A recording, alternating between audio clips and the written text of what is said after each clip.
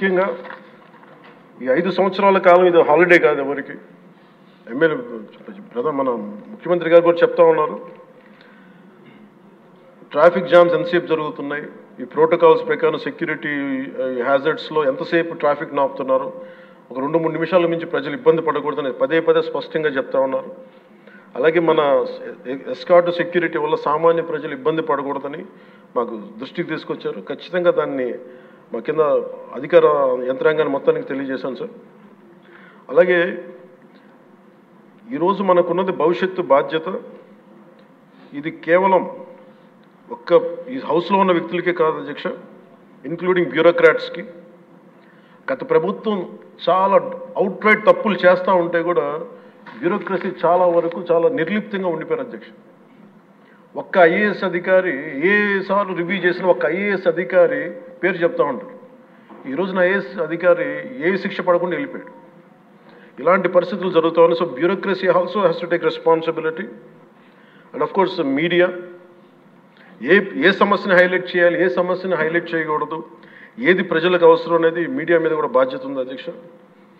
అలాగే సామాజిక మాధ్యమాలని స్థాయి దాటి మాట్లాడితే వారికి ఎలాంటి వాళ్ళని ఎలా పరిమితం చేయాలనేది కూడా ఒకసారి హౌస్ అందరూ ఆలోచించాలి. ఒకసారి దీని మీద ఒక విధి విధానాలు రూపొందించాలని కోరుకున్నాను అధ్యక్ష.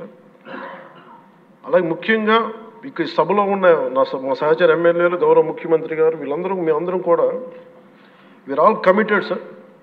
రాష్ట్ర భవిష్యత్తు కోసం, పునర్నిర్మాణం కోసం మేము సర్వం త్యాగం చేయడానికి సిద్ధంగా ఉన్నాం.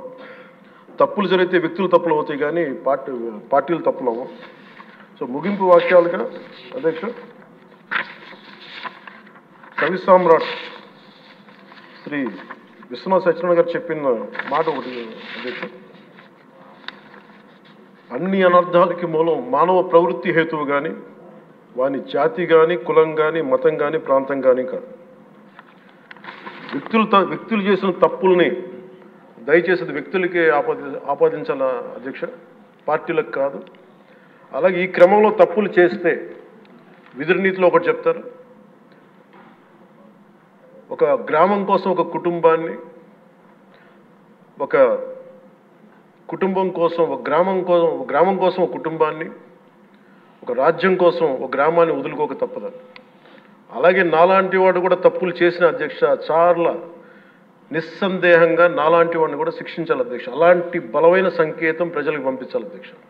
మేమందరం కూడా తప్పు ఎవరు చేసినా అది మనమే దాన్ని ముందుకు తీసుకెళ్ళకపోతే, నేను కూడా దీనికి సంసిద్ధంగా ఉన్నాను. నా ద్వారా ఏదన్నా తప్పులు జరిగినా, అవకతవకలు జరిగినా నా మీద కూడా చర్యలు తీసుకోవాలి. అది let it be any kind of issues sir.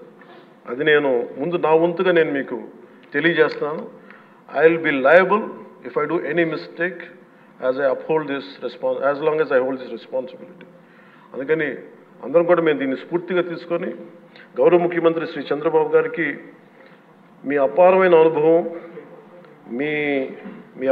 అనుభవం రాష్ట్రానికి చాలా అవసరం. మేము మీకోసం అహిర్నిశలు ఈ రాష్ట్రాన్ని తిరిగి గాడిలో పెట్టే వరకు మేము ఎప్పుడు కూడా మీ కనుసైగల్లో